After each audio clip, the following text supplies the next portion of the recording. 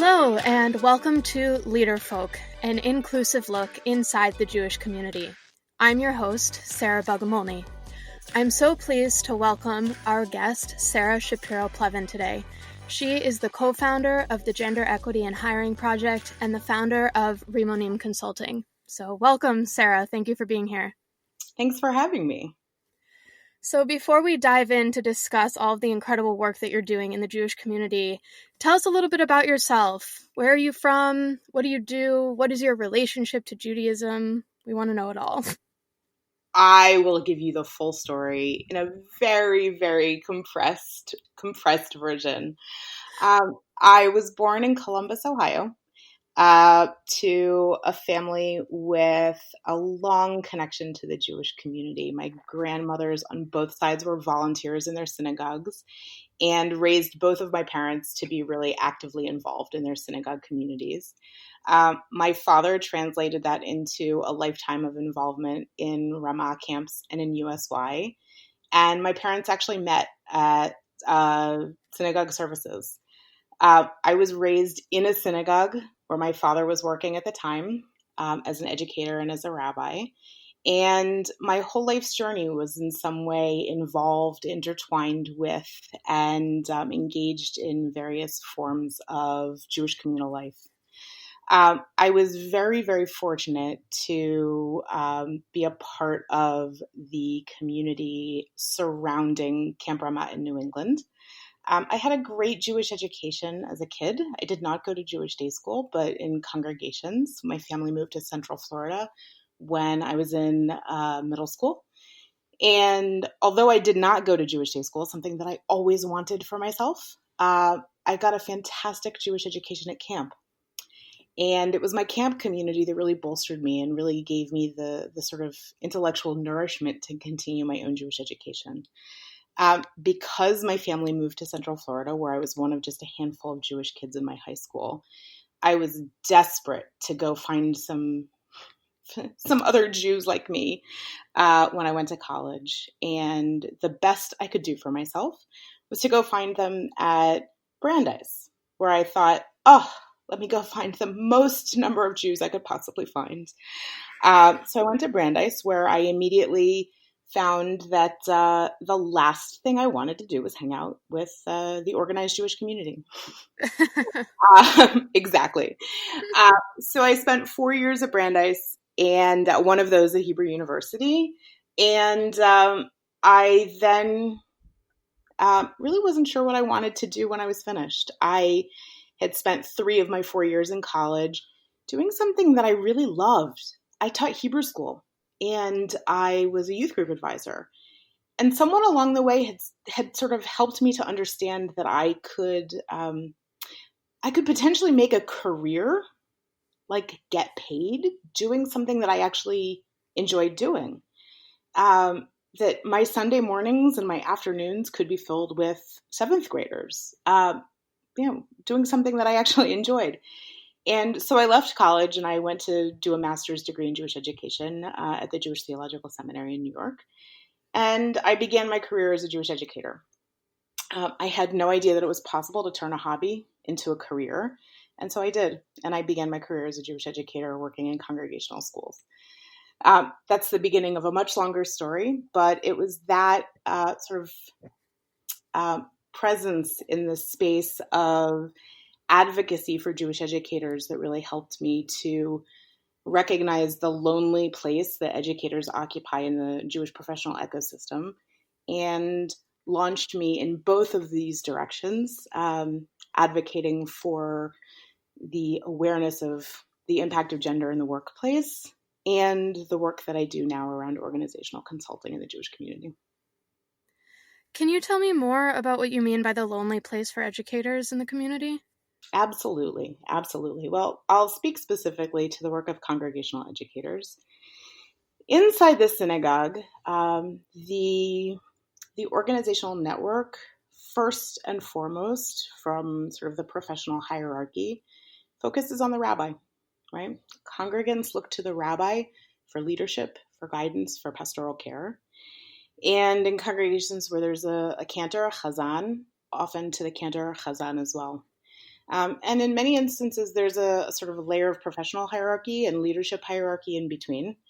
And the educator, often the person on the front lines who greets children and parents at the door a few times a week, engages with kids and with parents around learning needs, emotional needs, and day-to-day interactions. That person is often left out of the leadership structure and not attended to as a part of the professional staff. And in many ways, that is because education is pink-collar work, seen as women's work. And even in those cases where men serve in those roles, that role is given short shrift. That is in every movement, in every community, not necessarily by virtue of the individuals who play those roles, but because in so many cases, education is given sort of second-tier consideration.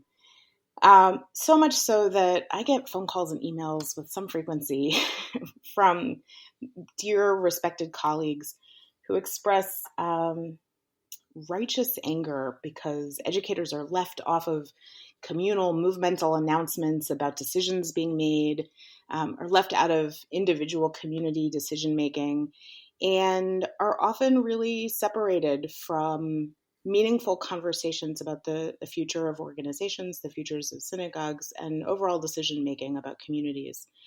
That's not because of the gifts and the talents of these individuals. It's because we really often see educators as less than. We can take a look at public education as a great example. These are roles that we see, sort of generally speaking, in American culture as secondary. We don't take our teachers seriously. We don't pay them accordingly. And we don't give them the respect that they deserve. We see that in the Jewish community as well. So it's really been a great privilege to begin the work of advocacy for educators and to consider that for me as in some ways really side by side with the work of advocating for gender equity. So how did you take that step from direct education into more positions of consulting or advocacy? I had a moment of kind of painful revelation at some point. And I can really trace it back to having spent many, many wonderful, really like fantastically wonderful years serving as a congregational educator. I loved my work, and being in close relationship with families, really being able to be present with them and for their children was work that I really loved on a cycle, right? Following the cycle of the Jewish year and the cycle of their lives is really very meaningful work for me. And I developed really marvelous relationships with families, some of which, thank God, really continue to this day. But around the time that my son, who's now 15, was about 3.5, I realized that I was spending more time with other people's children than with my child. The work of a congregational educator, like the work of a congregational rabbi or cantor or any synagogue staff member, takes place during a family's off hours. And so they took place during my family's off hours also. And I was very much aware that the time that I was spending with other people's children was time that I could be spending with my family. So after a number of years, I was able to make the switch from working in maybe what we would call direct service as a congregational educator to working with networks of educators across the greater New York area. First in a movemental organization, and then in an organization that served educators across the tri-state area. My work first began to focus on educators within synagogue education roles, but then really branched out to look at the role of the educator in relationship to the synagogue team, both with rabbis, cantors, and with lay people. And that was really the launch of my appreciation and respect for the systems that help to govern our community organizations. We work in systems, and we work in relationship with other people. That was my sort of budding awareness that it was possible really to see these as ecosystems in beautiful interaction with one another. and to think about how much more powerful it is to work on change within those systems than simply with one individual who perhaps was actually less capable of leveraging change there. So, can you talk about that process? What might it look like, hypothetically, to go into an organization and to help them recognize areas where they need work and ways in which they can, implement change? Absolutely. Well, I think really the beginning of that process is done by listening. And depending on the community, so much of this is done using what I would call sort of the framework of relational organizing. This begins simply with meeting with small groups of people and asking what's keeping them up at night? What are the challenges that they're facing? What's bothering them? Those are, by the way, questions that everybody can answer. It's not about how much you know or what texts you're familiar with, how much Hebrew you know. And for the most part, most people feel comfortable answering those questions. Some of those questions have to do with, what's making them mad about their synagogues, how mad they are at this person versus that person. But actually, usually it has to do with bigger questions, the questions that are really keeping them up at night. Maybe it's the questions about, whether their kids will continue to live the Jewish lives that they are helping to build for them. Questions they have about theology, questions they have about their own sort of place in the larger sort of Jewish culture, Jewish community, and really helping people to organize around those bigger questions. And then to think about how Jewish community organizations can respond to those questions. Are we caring for people's questions around social justice? Are we caring for people's sort of bigger questions around relationships? Or are we doing something else that really isn't answering people's questions? I think once we actually hear what's bothering people, what's concerning people, we are able to begin the process of change and helping to locate the appropriate direction for that change, beginning to design the appropriate responses to what it is that people want their communities to look and feel like. Are you speaking now mostly about the consulting side of what you do? So I actually feel that that kind of orientation crosses all domains, right? I think that serves as well in the gender space. Our work with the Gender Equity and Hiring Project also is around what's bothering people, right? This feels to me, this kind of work driven out of empathetic listening, right? Learning how to ask the kinds of questions that help people to describe what they're feeling and they're experiencing. Those kinds of questions really help us to get at the root of what's concerning other people. For a very long time, I have really felt the sense that the Jewish community, or some of the leadership in the Jewish community, has a grand plan, a design for what the future of the Jewish community should look like. That is often not in consultation with the regular folks that are the consumers of the programs, the experiences, the organizations that are created out of these grand plans.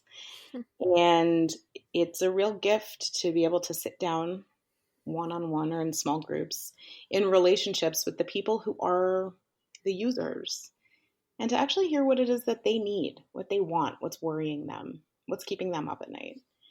And my hope is that what we see grow out of the Jewish community are sort of the organic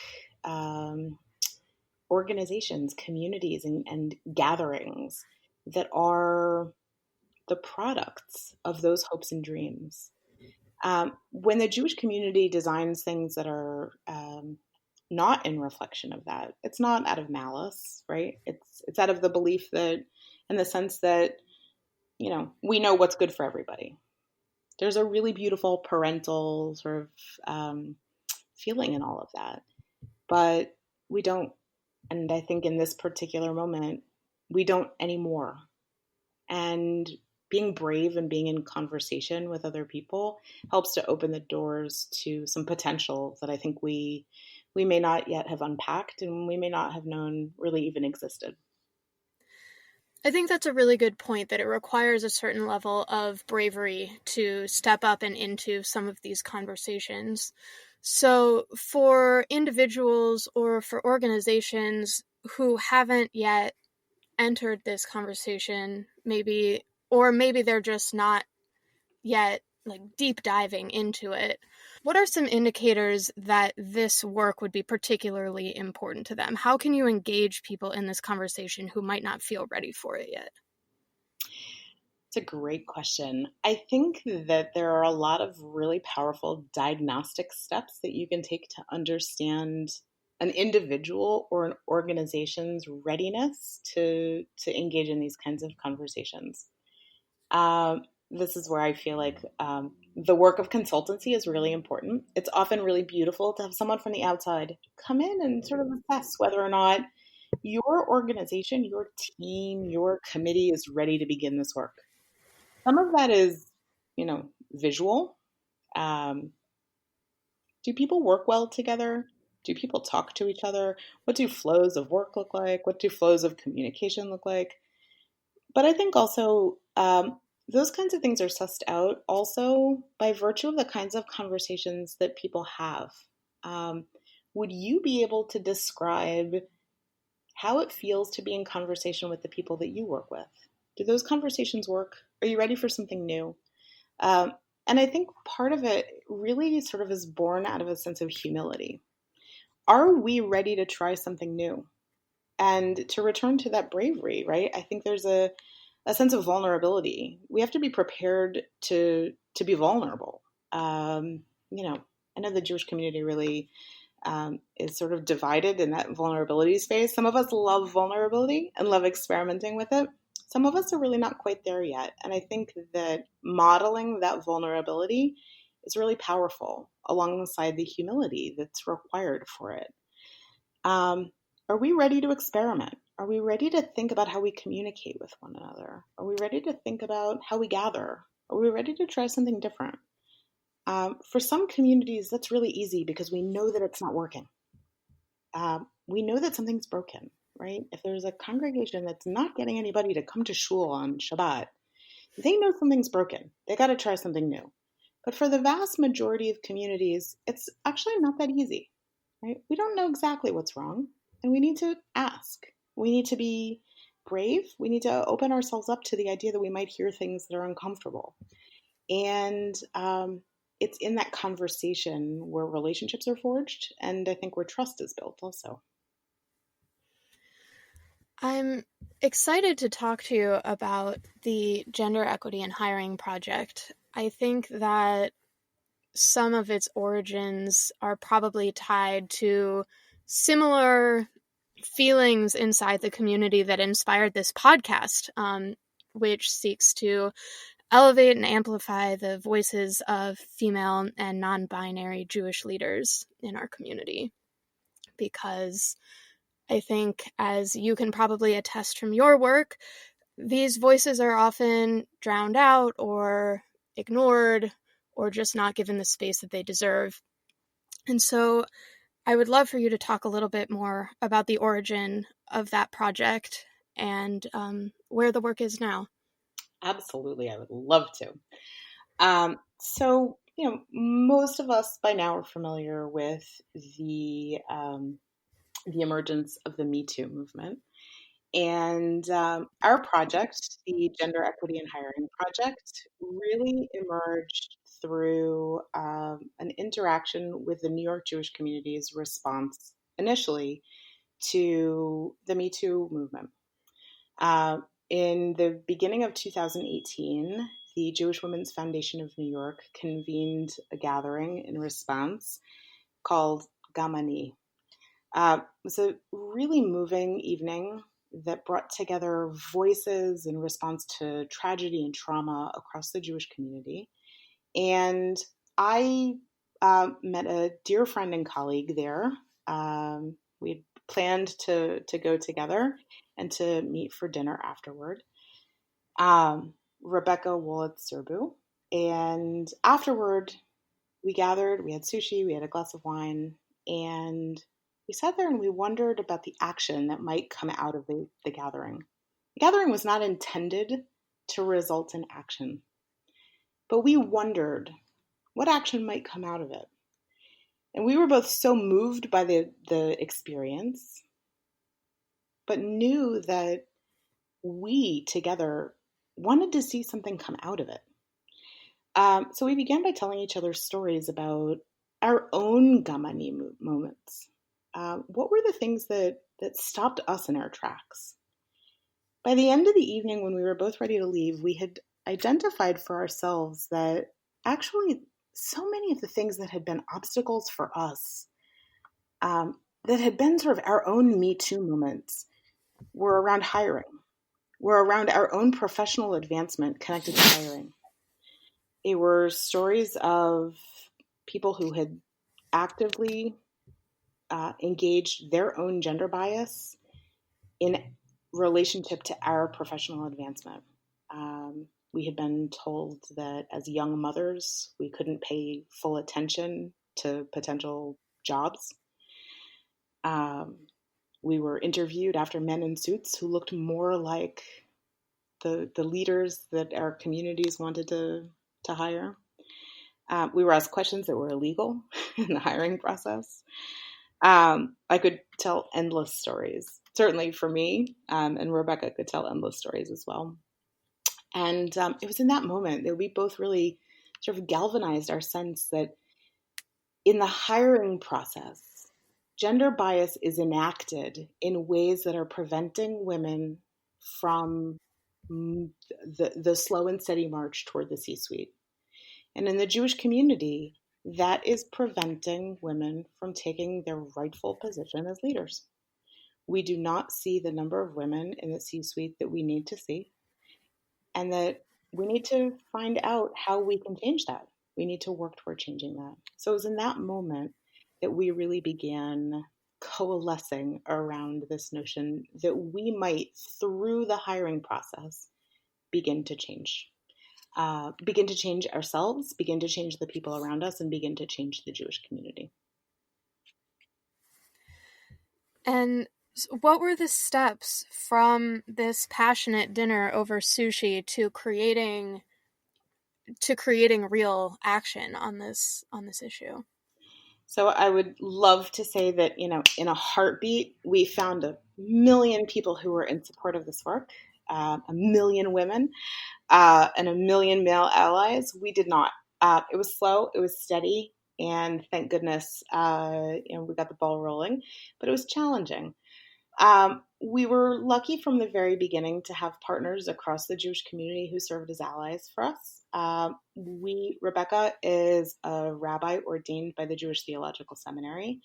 I am an educator, also with a degree from the Jewish Theological Seminary. We recognized that working in two different domains, Rebecca working in an organizational space as a rabbi, and working myself as an educator, also working primarily in an organizational space now, that we were missing the, shall we say, the administrative and lay domains. We were very lucky to find our friend Allison Fine, who was able to support us in the very beginning of the project to help us to gather that perspective. And to really think about what the sort of lay of the land looked like across the Jewish community as we work to understand all of the different domains and spaces that we would need to really capture a picture of what the Jewish community looked like in this particular moment around gender equity and hiring.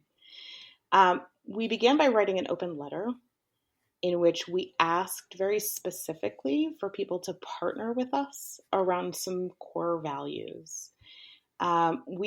We actually started by recognizing the Forward Salary Survey that was from 2017 and published in 2018 that looked at, I believe it was 56 different salaries listed in order the top salaries in the Jewish community, only 9 of them were women. And the first woman was listed at number 29, recognizing that women's salaries across the board, right, are lower than men's.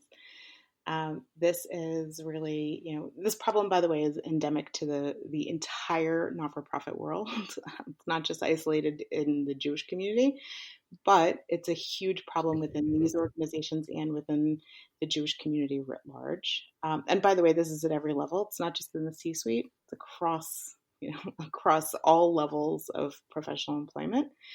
And we really, at that point, began to publish op-eds, really begin to gather people around us who we could learn from, and engage in some sort of public learning that would help us to suss out who our allies were and who we could really lean on to build our work together.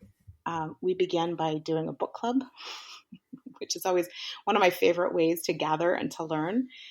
We gathered women from across the country, both locally in the greater New York area and virtually, to read some texts together, which were really helpful. And we then began to recognize that actually what was needed was some training and some education for people to go into their workplaces and advocate for change inside their workplaces. We were very lucky to receive support from the Safety, Respect, Equity Network and a small grant as well from the Seeds of Innovation project at JTS. And with that, we were able to begin to craft trainings, 1 day long and really beautifully immersive training program that helped to bring cohorts of between 10 and 20 people together to build relationships around making change inside their organizations. So far, we've trained 55 gender equity advocates. We are about to launch the online virtual version of that, and because we're all living in a virtual space now. And really, we recognize primarily that it is within these organizations that we are best able to make change. Each one of us can make individual change, but when we are successful at thinking about change inside an organization, we have the capacity to make the broadest kind of change, organizational change, in order to help to repair the pipeline to prevent women from opting out. I love that. I think that's so incredibly powerful, and I think that the way that it builds on your experience as an educator is very inspiring.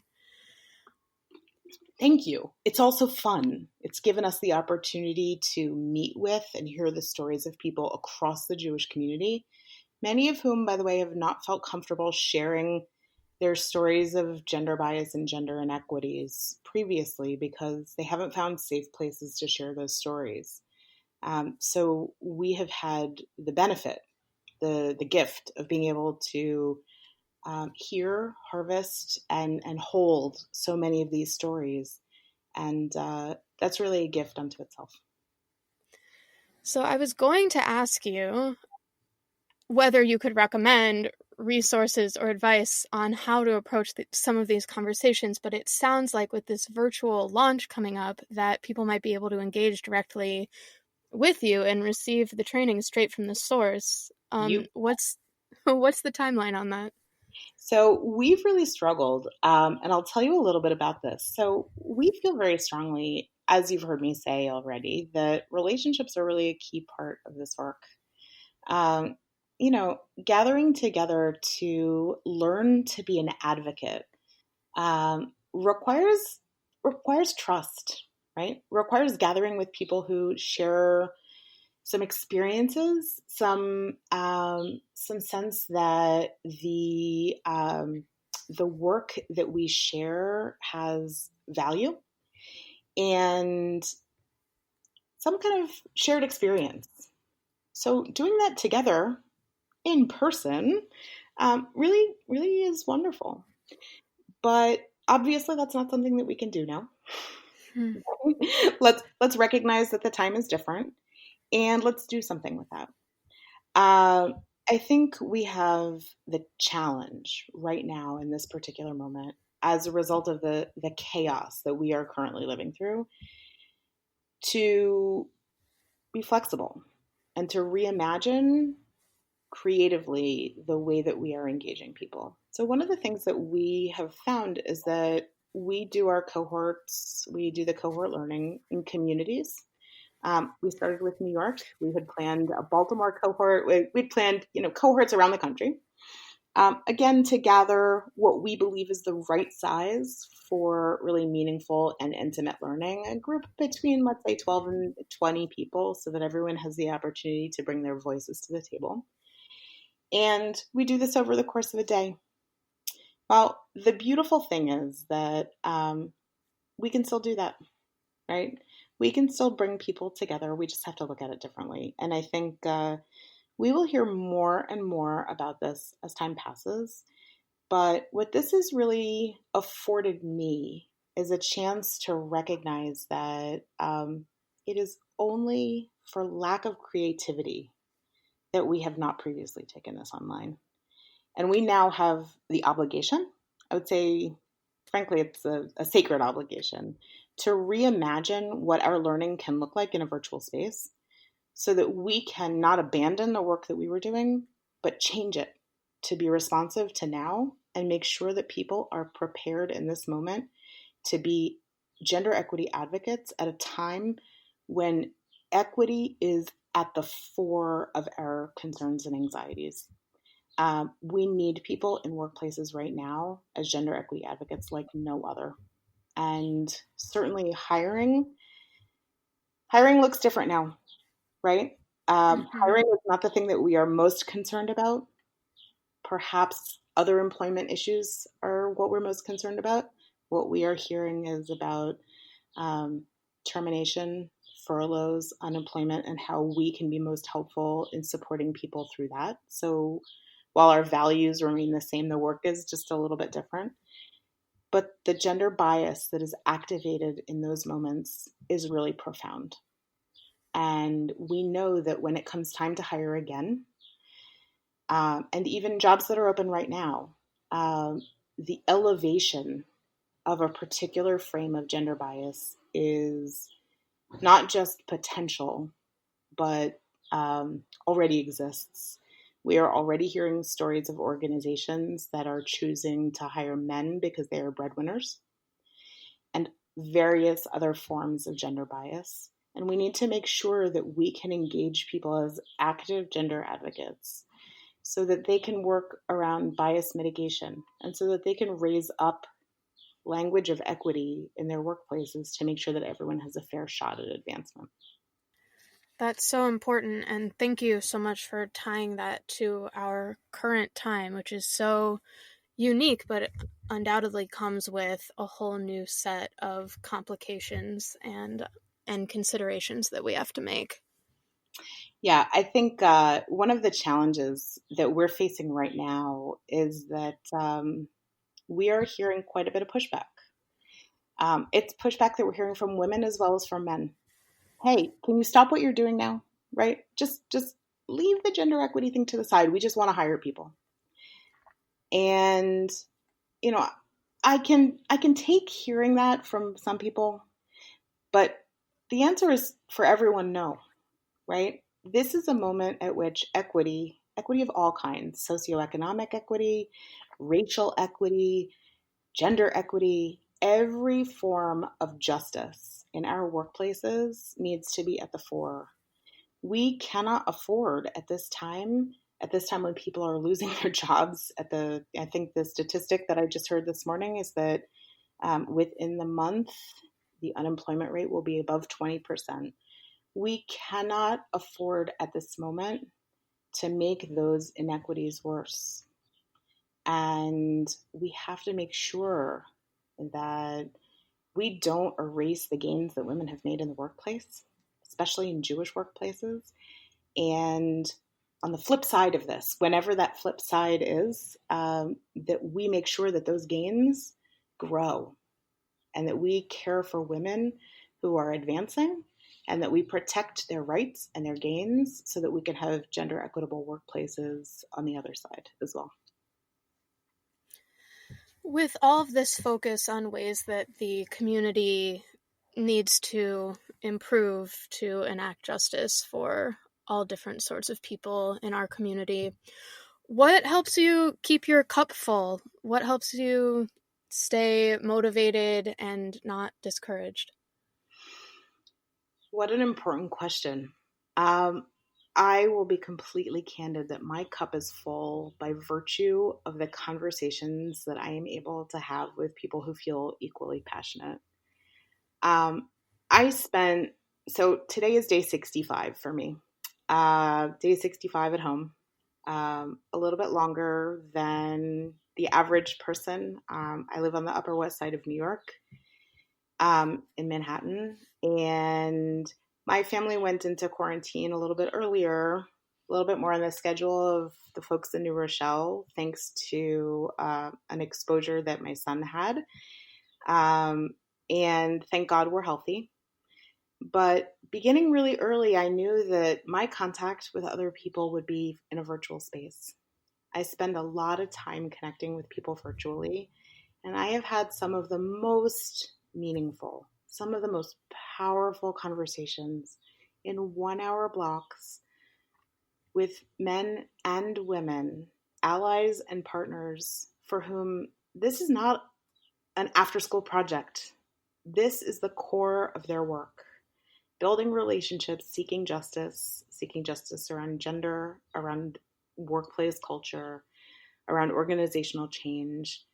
And I spend a lot of time, perhaps too much time, in these conversations over, a cup of tea or a cup of coffee, each of us in our own places, maybe some of us wearing sweatpants, really in meaningful conversation. And, there was a time not too long ago when we believed that virtual conversations were, not enough. These are conversations that, for me, are just profoundly nourishing. I can't wait to hug all of these people in person when we meet in real life. But each one of these people has made a really substantial difference in the way that I feel about my work, and I'm tremendously grateful to them. And we are so grateful for you, for your time, for sharing your wisdom and your experiences with us today, Sara. Thank you so much. Thank you, Sara. It's wonderful to see two Saras in one space. Yes, a very common Jewish experience. Indeed. Before I say goodbye, and I think maybe you touched on it, but I've been asking all of my guests, and I love the answers. What are you most looking forward to when quarantine is over? Well, I did touch on it. One of the things that I miss the most is hugging. I'll be honest. I am in my wonderful apartment on the Upper West Side. It's me, my husband, Bill Plevan, and my 15-year-old son.